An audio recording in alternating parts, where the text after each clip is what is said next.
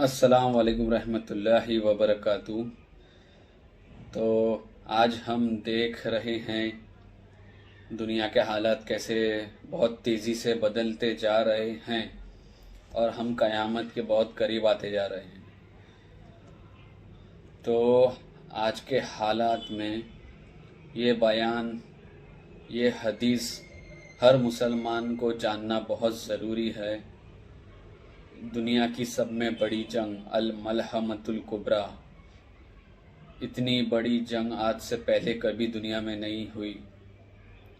تو چلیے بیان سن لیتے ہیں کہ وخراب یثرب خروج الملحمۃ الکبریٰ۔ خروج الملحمہ، ملحمہ کیا ہے؟ یہ اب اس پر میں بات کروں۔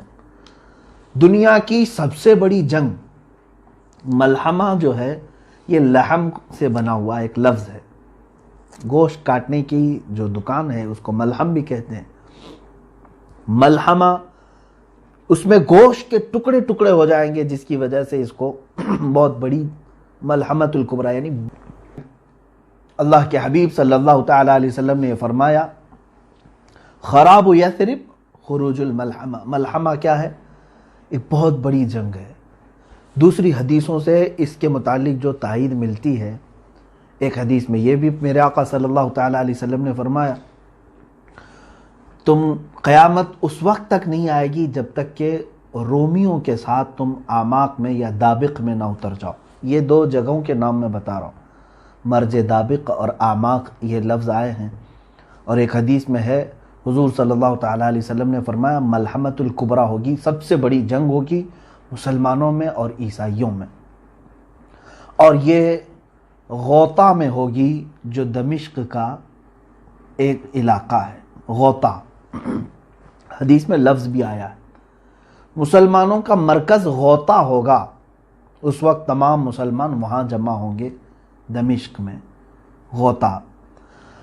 اور جو جنگ ہوگی وہ علاقہ ہے مرج دابق، جو حلب کے قریب ہے، ایک بہت بڑا میدان ہے، اب بھی موجود ہے، جس کو آج انگلش میں ایلیپو کہتے ہیں، وہ حلب ہے۔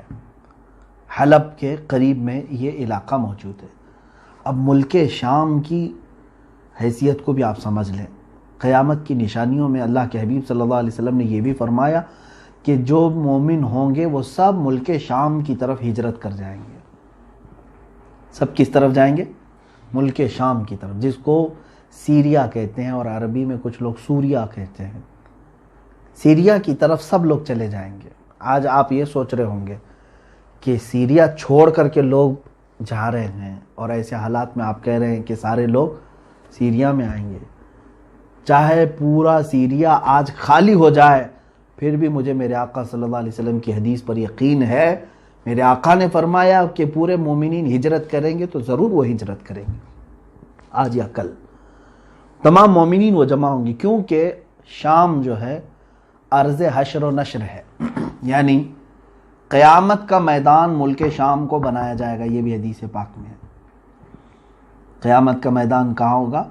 ملک شام کو بنایا جائے گا، اور تمام مومنین ملک شام کی طرف ہجرت کر کے جائیں گے۔ اب یہ جو ملحمۃ الکبریٰ ہے، سب سے بڑی جنگ، کتنے لوگوں کے مقابل میں آپ کھڑے ہوں گے جانتے ہیں آپ؟ ایک حدیث میں ہے اللہ کے حبیب صلی اللہ تعالی علیہ وسلم نے فرمایا اس وقت رومی، پہلے سے حالات اگر میں بتاؤں تو یہ ہے کہ میرے آقا صلی اللہ علیہ وسلم نے فرمایا تم اور عیسائی، یعنی تم اور مسلمان اور رومی عیسائی صلح کے ساتھ چل رہے ہوں گے، یعنی ایک دوسرے کے ساتھ صلح کر کے ساتھ ساتھ چل رہے ہوں گے، اور ان دونوں کا جو دشمن ہوگا اس سے لڑ رہے ہوں گے۔ کئی سالوں تک یہ بات چلے گی۔ عیسائیوں کا بھی جو دشمن ہے اور مسلمانوں کا بھی جو دشمن ہے، ہو سکتا ہے وہ یہودی ہوں، اینٹی کرائسٹ جن کو کہا جاتا ہے، وہ لوگ ہوں، ان کے ساتھ لڑ رہے ہوں گے۔ اس کے بعد ایک دن ایسا ہوگا کہ ایک عیسائی رومی وہ صلیب توڑ دے گا اور بدعہدی کریں گے، اس صلح میں وہ لوگ صلح کو توڑ کر کے بد شکنی کریں گے، تو پھر مسلمانوں اور عیسائیوں میں ایک بہت بڑی جنگ ہوگی۔ اس وقت سارے عیسائی جو جمع ہوں گے 80 جھنڈوں تلے وہ لوگ جمع ہوں گے. کتنے؟ 80 جھنڈے. ہر جھنڈے کے تحت، ہر جھنڈے کے نیچے 12,000 لوگ ہوں گے. اس اعتبار سے تقریباً کتنے ہو گئے؟ 9,60,000 کے قریب. 9,60,000 کی فوج ایک طرف ہوگی. یوں سمجھ لیں کہ مومنین کے مخالفت میں، مسلمانوں کے مخالفت میں پورا کفر جمع ہو جائے گا. اس میں جہاں جہاں یہ لوگ ہوں گے سب کو جمع کر لیں گے. یہی ملحمۃ الکبریٰ ہے، سب سے بڑی جنگ ہے. اور اس جنگ میں مسلمان کس طرح ہوں گے؟ بعض حضرات نے کہا کہ وہ امام مہدی کی قیادت میں لڑیں گے، لیکن حدیثوں میں ایسا لفظ تو ہے نہیں. ہو سکتا ہے کہ امام مہدی کے بغیر بھی لڑیں. قیادت کون کرے گا، کیسے کرے گا، اس کے متعلق وضاحت نہیں ملتی. لیکن البتہ یہ بات ہے کہ ان میں سے 1/3 لوگ، مسلمانوں میں سے 1/3 کے قریب 1/3 بھاگ جائیں گے. اور میرے آقا صلی اللہ علیہ وسلم نے فرمایا وہ ایسے ہوں گے کہ اللہ تعالیٰ کبھی ان کی توبہ قبول نہیں کرے گا.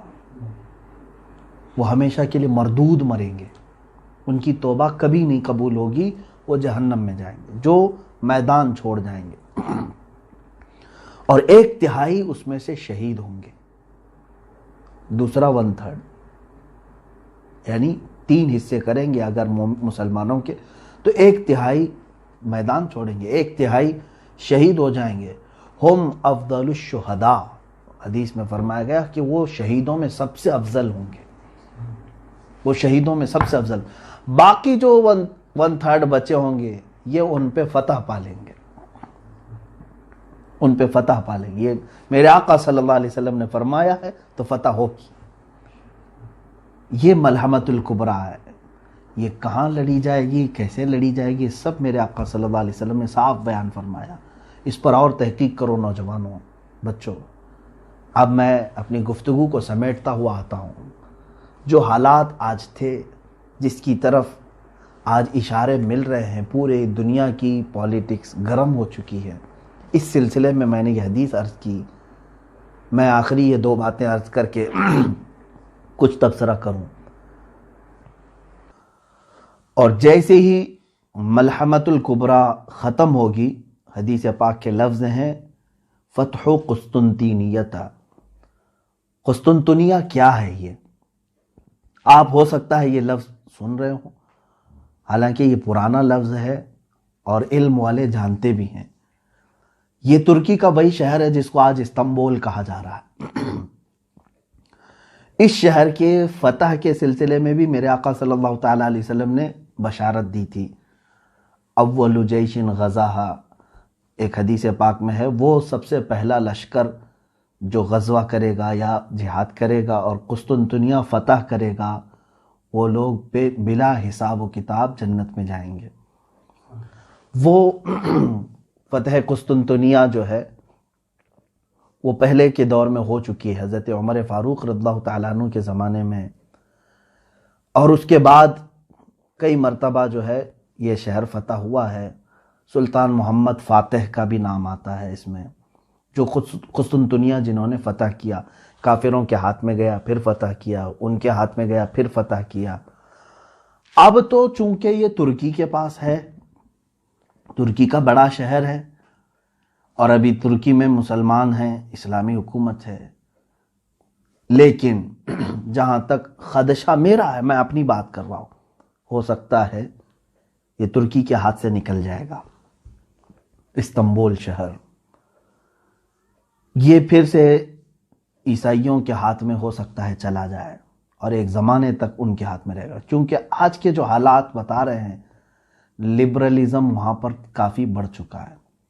جو بلکہ میں اگر بتاؤں، آپ تحقیق کریں، ترکی کی حکومت کا جو آئین ہے، وہاں کا جو نظام ہے، اس میں بھی یہ چیز موجود ہے کہ وہ ترکی کوئی ایک مذہبی حکومت نہیں، یعنی وہاں کا کوئی سرکاری مذہب نہیں ہے، بلکہ وہ جیسے انڈیا ہے سیکولر ہے، ہمارا کوئی سرکاری مذہب نہیں. اسی طرح سے ترکی کا بھی انہوں نے بنایا ہے. جب خلافت عثمانیہ ختم ہوئی تھی تب یہ بنایا گیا تھا اس طرح سے کہ موجودہ صدر نے اسلامی کام زیادہ کیے ہیں، لیکن آج بھی وہاں کا نظام ہے وہ سیکولر ہے، اور آج بھی بہت سارے وہاں امریکہ کے پٹھو موجود ہیں، بہت سارے ایسے جو منافق ہیں، وہ اپنے ماحول کو بڑھانے کی کوشش کر رہے ہیں۔ تو مجھے جہاں تک اندیشہ لگتا ہے استنبول ان کے ہاتھ سے جائے گا اور عیسائیوں کے قبضے میں رہے گا، چونکہ حدیث پاک میں جو ترتیب بتائی گئی ہے، پہلے عمران و بیت المقدس، بیت المقدس کی آبادی اور مدینے کی ویرانی۔ مدینے کی ویرانی ملحمۃ الکبریٰ کا ظہور ہوگا، یعنی بڑی جنگ ہوگی۔ اب وہ بڑی جنگ سالوں تک نہیں چلے گی۔ ایک بات یہ بھی سمجھ لے، جیسے وار نہیں ہے یہ world war first, world war two جس طرح سے ہوئی، بہت سارے لوگ اس کو ورلڈ وار 3 بھی سمجھ رہے ہیں۔ میں جہاں تک سمجھتا ہوں یہ ورلڈ وار 3 کی بات نہیں ہے جو ملحمۃ الکبریٰ میں بتائی گئی ہے۔ ورلڈ وار 3 ہو سکتی ہے آپسی ممالک میں، لیکن یہ جو ہے وہ صرف 2 دن 3 دن یا 4 دن کا ذکر آیا ہے۔ وار جو ہے کنٹینیو چلتی رہتی ہے۔ یہ جیسے جنگ بدر ہوئی 1 دن میں ختم ہوئی، جنگ احد تھی 1 دن میں ختم ہوئی، اسی طرح سے ملحمۃ الکبریٰ بھی جو ہے یہ بہت لمبے سالوں تک یا مہینوں تک نہیں چلے گی، زیادہ سے زیادہ اس کی مدت 1 ہفتہ ہو سکتی ہے احادیث پاک کی روشنی کے مطابق۔ تو عزیزان گرامی، اب ملحمۃ الکبریٰ کے ختم کے بعد کیا ہوگا؟ قسطنطنیہ فتح ہوگا۔ تو فتح ہونے کی جو بات کی گئی ہے، اگر آلریڈی پہلے سے وہ مسلمانوں کے قبضے میں ہے تو پھر فتح کی بات کیسے فتح کی بات کیسے ہو سکتی ہے؟ اور فتح قسطنطنیہ سے مراد اگر پہلے والی فتح جو حضرت عمر کے زمانے میں ہوئی یا سلطان محمد فاتح کے زمانے میں ہوئی، تو پھر یہ بھی ماننا پڑے گا کہ اس سے پہلے ملحمۃ الکبریٰ ہو چکی ہے، اس سے پہلے مدینہ ویران ہو چکا ہے، اس سے پہلے بیت المقدس کی یہ ساری ترتیب الٹ جائے گی۔ تو اسی لیے میں نے کہا کہ ہو سکتا ہے استنبول شہر آج کا یعنی عیسائیوں کے قبضے میں چلا جائے، پھر فتح ہوگا، اور وہ فتح کیسے ہوگی؟ جنگ سے نہیں، بلکہ حدیث پاک میں ہے وہ الملحمۃ الکبریٰ میں سے 1/3 جو لشکر تھا مسلمانوں کا، وہی جائیں گے فتح قسطنطنیہ کے لیے، اور وہ امام مہدی کی قیادت میں ہوں گے۔ امام مہدی کی قیادت میں ہوں گے۔ اس میں یہ بتایا گیا ہے کہ وہاں پر وہ لوگ بغیر کسی قتل کے، بغیر کسی لڑائی کے قسطنطنیہ کو کیسے فتح کریں گے؟ مسلمان نعرہ لگائیں گے، لا الہ الا اللہ واللہ اکبر، جیسے وہ ایک بار بلند آواز سے کہیں گے اس کا ایک حصہ فتح ہو چکا ہوگا، دوسری مرتبہ کہیں گے تو استنبول کا دوسرا حصہ فتح ہو چکا ہوگا۔ یہ حدیث پاک میں موجود ہے۔ تیسری مرتبہ مسلمان نعرہ تکبیر اس طرح بلند کریں گے، لا الہ الا اللہ واللہ اکبر، قسطنطنیہ یعنی استنبول شہر فتح ہو چکا ہوگا۔ اب جو بات بتانی ہے وہ بہت اہم ہے، بہت اہم ہے۔ یہاں تک کی بات تھی، جیسے یہ قسطنطنیہ فتح کر کے ابھی اپنی یعنی تھکان کو دور بھی نہیں کر چکے ہوں گے، اسی وقت ایک آدمی ان کے پیچھے سے یہ اعلان کرے گا کہ اے مسلمانوں، دجال ظاہر ہو چکا ہے، تمہارے گھروں میں گھس کر کے تمہارے بیوی بچوں کو ختم کر رہا ہے۔ تو سارے پریشان ہو جائیں گے۔ ایک آفت ابھی ختم نہیں ہوئی تھی کہ دوسری آفت آ گئی۔ اب دجال کے ظہور کی خبر جیسے ہی سنیں گے، اس وقت میرے آقا صلی اللہ تعالی علیہ وسلم فرماتے ہیں 10 گھوڑ سوار، گھوڑے کا ذکر ہے، 10 گھوڑ سوار قسطنطنیہ سے نکلیں گے، پھر وہ ارض مقدس کی طرف آئیں گے یا اپنے وطن آئیں گے، اور بہت تیزی سے آئیں گے، جبکہ وہ خبر شیطان نے پھیلائی تھی جھوٹی ہوگی۔ پہلے جو شیطان کہے گا کہ دجال آ چکا ڈرانے کے لیے، لیکن جب وہ تمام مسلمان واپس اپنے اپنے گھر آئیں گے تب حقیقت میں دجال آ چکا ہوگا۔ اب سنیں، بڑی بات ہے، اللہ کے نبی صلی اللہ علیہ وسلم نے فرمایا میں ان میں سے ہر گھوڑ سوار کو جانتا ہوں، اس کا نام بھی اور اس کے باپ کا بھی نام اور اس کے گھوڑوں کے رنگ بھی جانتا ہوں۔ یہ رسول کریم صلی اللہ علیہ وسلم نے فرمایا۔ اس کا مطلب مجھے یہ بھی لگتا ہے کہ گھوڑ سواری قیامت تک ختم نہیں ہوگی، یا ایک حدیث پاک میں یہ بھی ملتا ہے کہ لوگ اپنے پرانے ہتھیار کی طرف واپس آ جائیں گے۔ پرانے ہتھیار کی طرف واپس آ جائیں گے، حدیث پاک میں ملتا ہے۔ ظاہر سی بات ہے آج کے دور میں ہم سائیکل اور موٹر سائیکل پر چلنا نہیں چاہ رہے ہیں، رفتار اتنی تیز ہو چکی ہے، ہم جو ہے اب کاروں میں اور کاروں سے زیادہ اب اور تیز ہم دیکھنا چاہ رہے ہیں۔ بلٹ ٹرین آ چکی ہے، اس سے زیادہ تیز ہم تو ایروپلین دیکھ چکے ہیں، راکٹ دیکھ چکے ہیں۔ اتنی تیزی کے زمانے میں پھر گھوڑے کا تصور کیسے؟ گھوڑا کیوں استعمال کرے گا کوئی؟ لیکن حدیث پاک میں اگر آیا ہے تو یقیناً میرا یقین کہتا ہے، میرا ایمان ہے یہ کہ یقیناً لوگ گھوڑے پر ہی سواری کریں گے، اور اس وقت اپنی پرانے ہتھیار ہو سکتا ہے اس کی وجہ یہ ہو سکتی ہے، جیسے کہ ایک سائنسدان نے کہا ہے، بڑا سائنٹسٹ ہے، اس نے بھی یہ بات کہا کہ میں ورلڈ وار 3 کے بارے میں تو نہیں جانتا کہ کیسے ہوگی، بایولوجیکل ہوگی، جیسے ابھی بہت سارے لوگ کہہ رہے ہیں وائرس پیدا کیا گیا ہے، اگر پیدا کر کے ایک ملک دوسرے ملک کو تباہ کرنے کی کوشش کر رہا ہے تو یہ بایولوجیکل وار ہے، ایک دوسرے کو مطلب وبا پھیلا کر کے ختم کرنا، یا پھر ٹیکنالوجی کے اعتبار سے ہوگی کہ مطلب آن لائن جو ہے اس کا پورا سافٹ ویئر ہیک کر لیا، اس کی بینک کرپٹ کر دیا، یہ بھی ایک وار ہے، یا پھر جو ہے بارود سے ہوگی، پیٹروٹ میزائل سے ہوگی، کس سے ہوگی ورلڈ وار 3، اس کے بارے میں پکا کسی کو علم نہیں۔ اس سائنٹسٹ نے بھی یہ کہا، یہ تو مجھے نہیں معلوم کہ ورلڈ وار 3 کس طرح کی ہوگی، لیکن یہ میں ضرور بتاؤں گا کہ ورلڈ وار 4 اگر ہوئی تو پھر وہ لکڑیوں اور تلواروں سے ہی ہوگی۔ وہ کیوں؟ اس سے پوچھا گیا تو اس نے کہا ورلڈ وار 3 میں لوگ اپنے پاس جو کچھ بھی ہے ایک دوسرے پر ڈال کر کے سب تباہ کر چکے ہوں گے، ان کے پاس کچھ بھی نہیں بچا ہوگا۔ یہ ہو سکتا ہے، یہ تشریح سمجھنے فہم کے قریب ہے۔ ہر ملک آج ایک دوسرے کو ڈرا رہا ہے اپنے نیوکلیائی پاور ہونے کا، اس کے پاس نیوکلیئر ہے اور ڈرا رہا ہے ایک دوسرا ملک، اور ممالک کے درمیان یہ رسہ کشی تو آج اتنی عروج پر آ گئی ہے، بارڈر کے مسئلے آج دیکھ رہے ہیں ہم۔ ہر ایک ملک جو ہے اب اس میں جو بڑے بڑے جو ممالک ہیں جن کے پاس آج بارود ہے، نیوکلیائی پاور ہے، اگر ان میں سے کسی نے بھی نیوکلیائی پاور کا استعمال کیا تو انجام اتنا خطرناک ہوگا۔ آپ نے تاریخ پڑھی ہوگی کہ امریکہ نے ناگاساکی اور ہیروشیما پر جو نیوکلیائی بم گرائے تھے، ایٹم بم گرائے تھے، آج سے وہ تقریباً 80 سال کے قریب ہو گئے، زیادہ عرصہ ہو گیا، 70 سال کے قریب ہو گئے، آج تک وہ زمین بنجر ہے، وہاں سے کوئی ایک سبزہ نہیں اگتا، وہاں کے لوگ معذور پیدا ہوتے رہے سالوں تک۔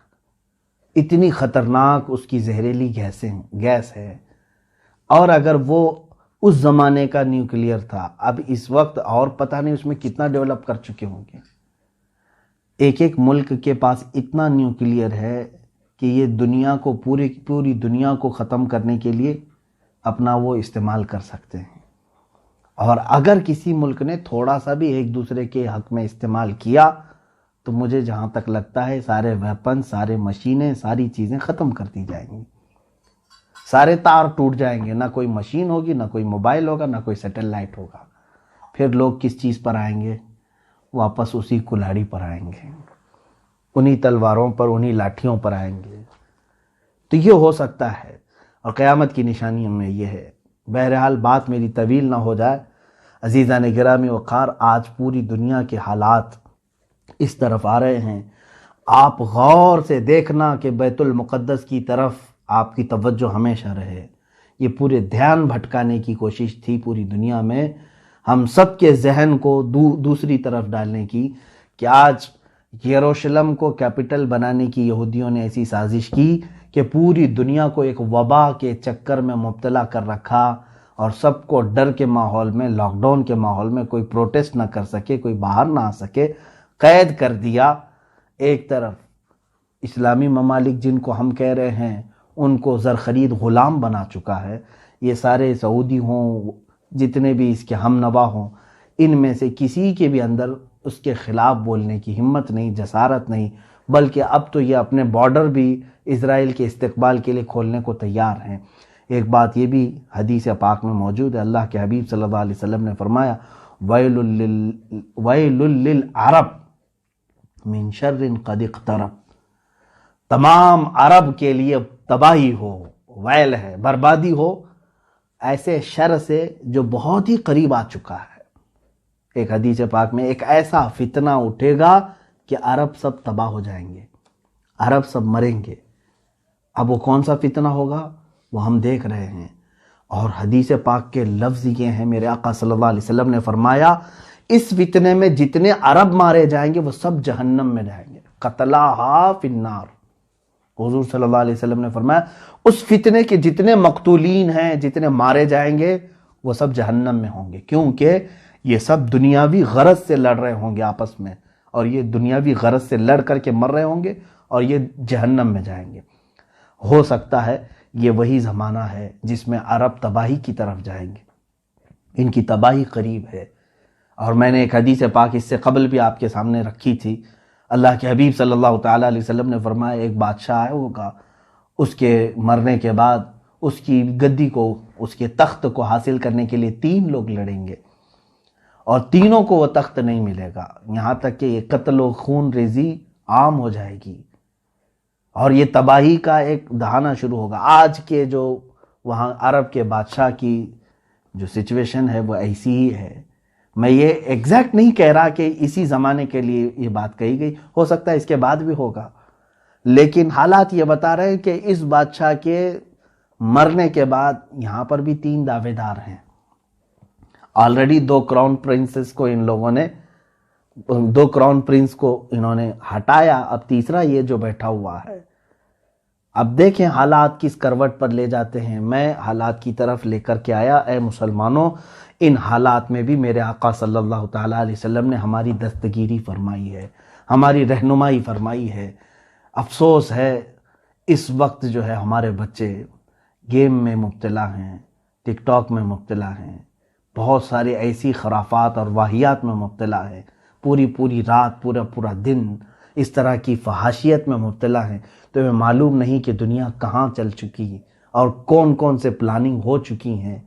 اسی لیے میں بارہا یہ کہتا ہوں کہ اٹھو وہ گر نہ حشر نہ ہوگا پھر کبھی، دوڑو کہ زمانہ چال اپنی چل گیا۔ اے امت محمدیہ کے غیور نوجوانوں، قوت عشق سے ہر پست کو بالا کر دے، دہر میں نام محمد سے اجالا کر دے۔ وآخر دعوانا ان الحمدللہ رب العالمین۔ السلام علیکم ورحمۃ اللہ۔ بہت اچھا بیان تھا یہ بیان مفتی سلمان نظری صاحب کا لاک ڈاؤن کے ٹائم کا بیان ہے۔ اس میں حضرت نے حدیث کی روشنی میں ساری باتیں بتائی ہیں، اور آج جو حالات چل رہے پوری دنیا میں، تو یہ حدیث سے ایسا لگ رہا ہے جیسے آج کے حالات کے اوپر ہی ہے یہ حدیث۔ تو یہ بیان کو زیادہ سے زیادہ لوگوں تک پہنچائے تاکہ لوگوں کو اس حدیث کے بارے میں پتہ چلے۔ اور ملتے ہیں ہم اگلے ویڈیو میں، تب تک کے لیے دعا میں یاد